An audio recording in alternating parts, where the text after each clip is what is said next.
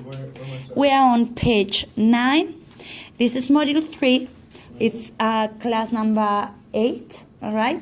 So we were covering economic integration, the 5 or 6 level of economic integration, depending. And another very, very important aspect to cover is like what is the currency you are going to use when exchanging. Okay, so this is on page 9, and I want to know what does bandwagon effect means.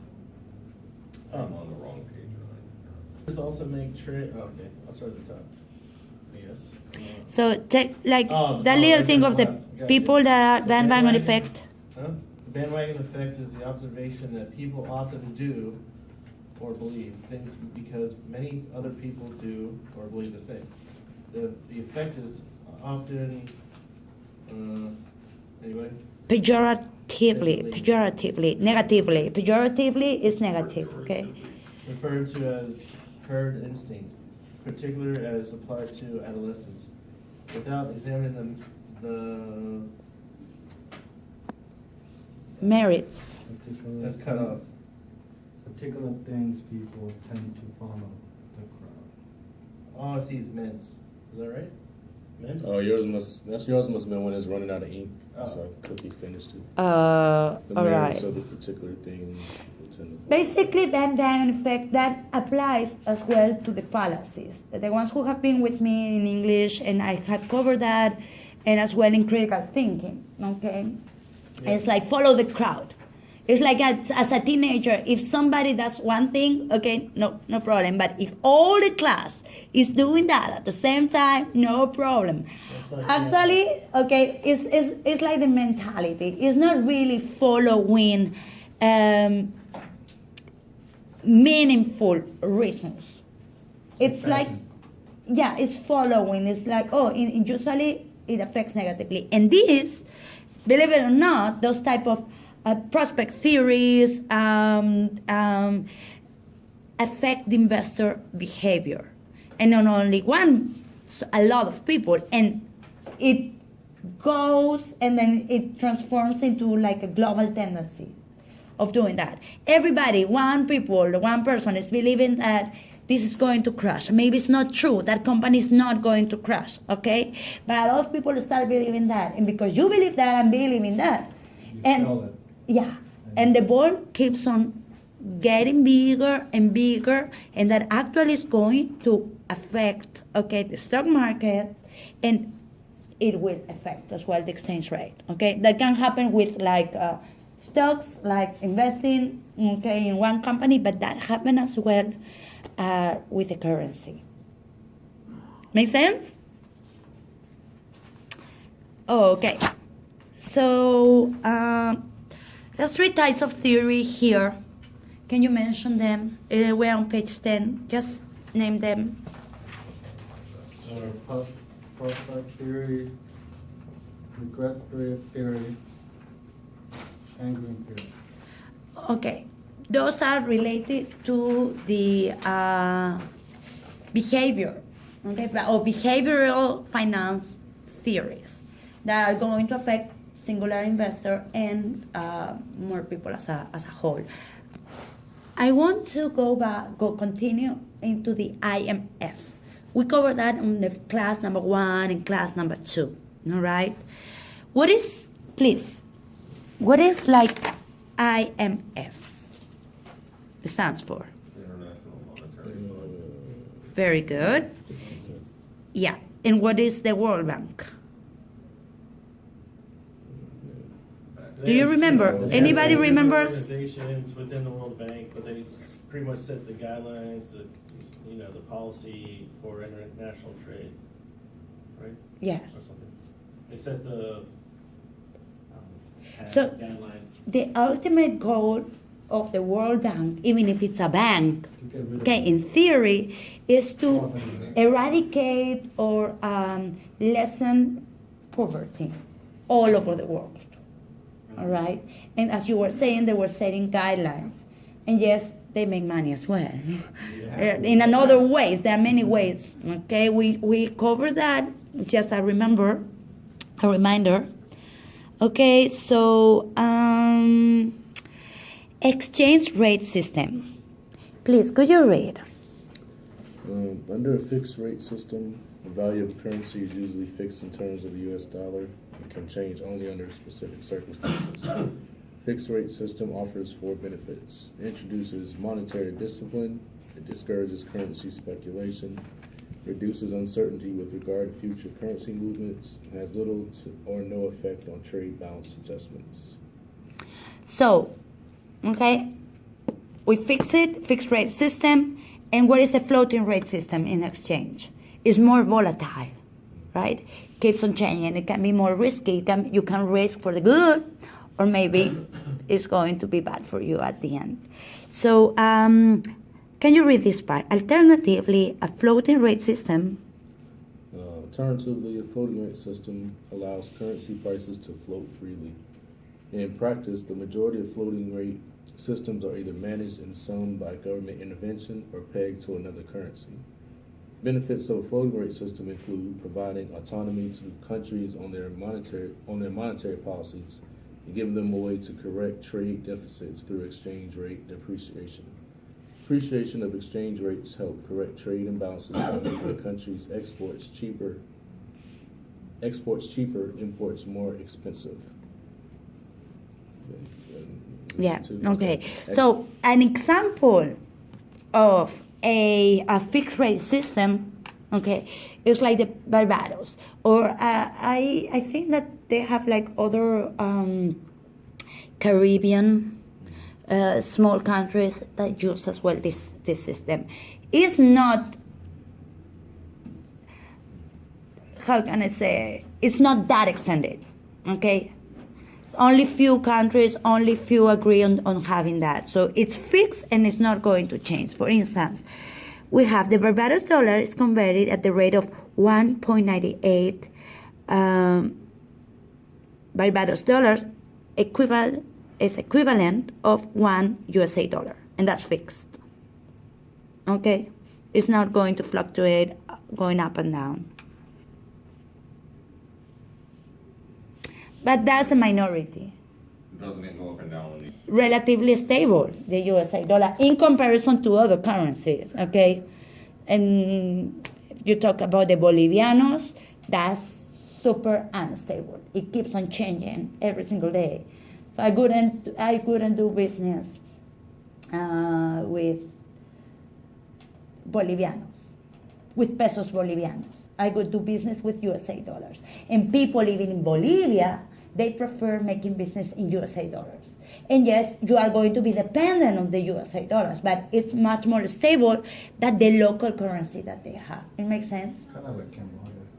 In Cambodia Same too? thing, yeah, because you can go to the market and use USA dollar to buy stuff. It's actually cheaper than using Cambodian money. And you go to the ATM, US dollar come out, not the, yeah. Okay, because it's not like strong currency. But it's like 100,000 just to buy like a bag, a can of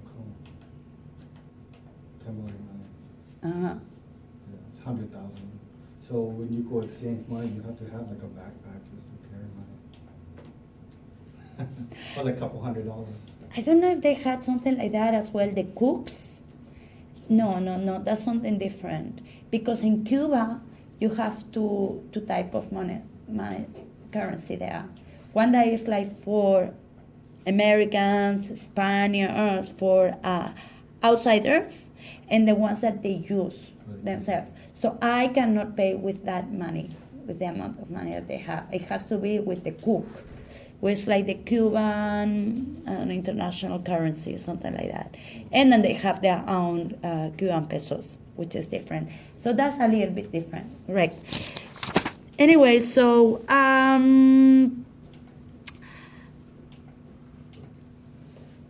let's go forward. All right, we have covered part of this already. On page 12, we have the global business strategy. So when we are dealing internationally, okay, do you remember that kind of chart I created of level of commitment that a single company, I'm not talking about nations, I'm talking about your company, the level of commitment when doing business with another company internationally. So from sometimes I do import export. That will be the minimum. To do third party to manufacturing to having a headquarter. Right? Very, very good. I'm having my headquarters there as well. I'm using their services. I'm dealing on daily basis with producers. Okay, so we need to take into account what level of commitment we want. But before doing that, you have to make like a good analysis of your own company, and it may change. So what type of analysis are we going to use? SWOT analysis, you know that. We have been using that. And as well, what is the number one or business expert we were talking about that we use? It starts with P. His first name is Michael, and he's a professor from Harvard. Porter, Michael Porter, okay? So we want to, thanks to technology, so the first part that you see, okay, because of the advancements of technology, the increased competition, small companies are competing with like giants, okay? And before that was not possible. Transportation is easier, like the logistics of the distribution is easier, okay? Internet, of course. Broadcast internet, communication is easier. So we have more access to information. And we can create as well better your own analysis of your company. How are you going to do that? Using, for instance, the 5 forces of Porter combined as well with a SWOT analysis. So I dedicated, I put several images, okay, on page 14 and page 15 about the SWOT analysis. And you can divide it into internal things that you can control within your own company and external, that is outside of your hands, right? Please, could you read? Strategic analysis, SWOT analysis, internal, that deals with S, stands for, is page 14. Very good, page 14. SWOT analysis, so strengths. Yeah, okay. Strengths, build and enhance. Weaknesses, resolve, reduce. Opportunities are exploit and expand. And threats is avoid and thwart. Yes. So basically, or the other one, the other chart that I like that is like a square as well. When you see your strengths and your opportunities, strengths that could be within the internal and opportunity, chances, the new trends, what's going on, water, for instance. Providing water to all these emerging markets, that's an enormous trend. Another enormous trend, the power of mobile devices. So certain mobiles that are not working here, they communicate, the shepherds in Africa, they are communicating through mobiles. And this is like a huge market, or in China as well. Thousands, millions and millions of people, okay, that are going to use that. That would be a global opportunity, all right? Within the weaknesses that, for instance, I see damaged reputation. What are you going to do about that? Okay, you can control that. And threats is like the newcomers. I like this one of the threats that really reminds me of the Porter's risk that we were taking. Okay, let's go. Okay, so it's okay. Some information I sent about the classes, and we see the 5 forces of Porter. Okay, Porter. So actually, what is dealing with is like with the risk. You are evaluating risk or threats. So you can have the threat of new entrants. You can have a bargain power of customers. I remember somebody was mentioning like in Amazon. Okay, that is like they can why I'm going, or it was you, about Ross, for instance, because, With the shoes, yes, probably everything that they have in their store. If it's out, when it becomes outdated or the company has had it on their shelf for like, maybe they bought it to sell for like a year, and then it's whatever's left over gets sent back to I know for Foot Locker, it gets sent back to the main the main warehouse, and then it gets distributed out from there to all the other discounted stores or whatnot, like Ross and TJ Maxx. And then it's like some clients like, why I'm going to spend so much money if I can go to Ross? Why I'm going to spend so much money as a consumer, okay, if I can buy it on Amazon or eBay? It's cheaper. So nowadays we are having like more power, and that can be a threat of traditionally that used to work.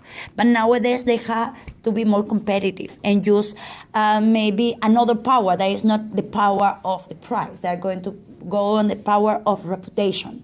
I'm buying this because it's this brand, and that is giving me like prestige. Okay, that could be. Another threat is the threat of substitute. How are you going to substitute? Okay, substitutes. That was the example of Uber, right?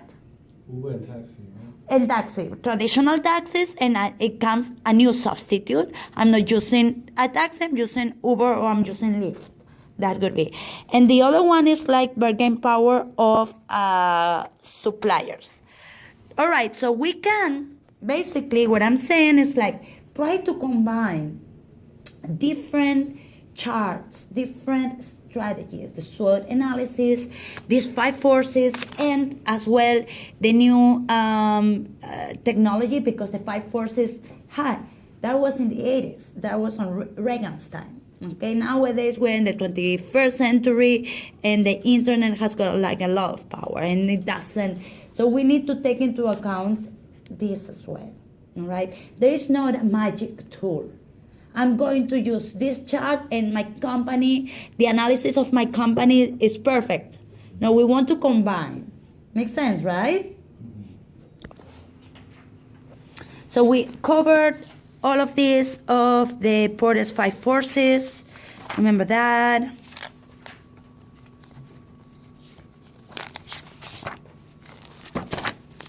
And we talk about the SWOT analysis, page 15. And again, page 16, page 17, it talks about porters. Again, but for me, it makes sense to deal with porters as a nation, the diamond of porter, and then as well cover these 5 forces. I don't want to develop too much time on this because we have covered that extensively. And guys,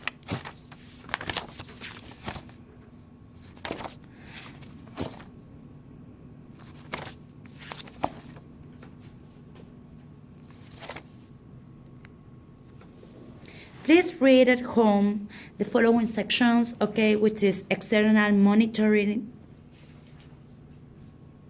Which page? It's on page 19.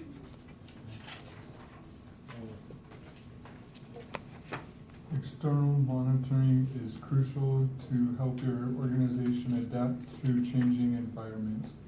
The degree of change and turbulence in the external environment will determine the extent to which this monitoring is needed. All right. So companies that before, for instance, were like blind in a way, all right? Everybody's digitalizing all the documents. And there were some companies like, no, I want to do it my old way with papers. At the end, they became obsolete, okay? So it's basically be aware of those global trends that we have talked about, okay? And adapt and make any necessary changes because they are going to influence as well your own corporation.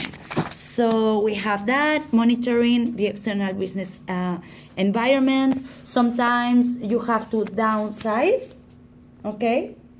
to be more competitive. And then we have another part that could be the internal resources and human capital as well. What is the culture of your company? What is the climate of your company? How are you going to create it? Do you want to follow like a global strategy, or you want to be like more adaptive depending on, let's say you are operating in USA and Cambodia, just to give the example, okay? And Mexico as well. Maybe you want to use like a much more like localized strategy, all right? Check that, please. They are on page 23.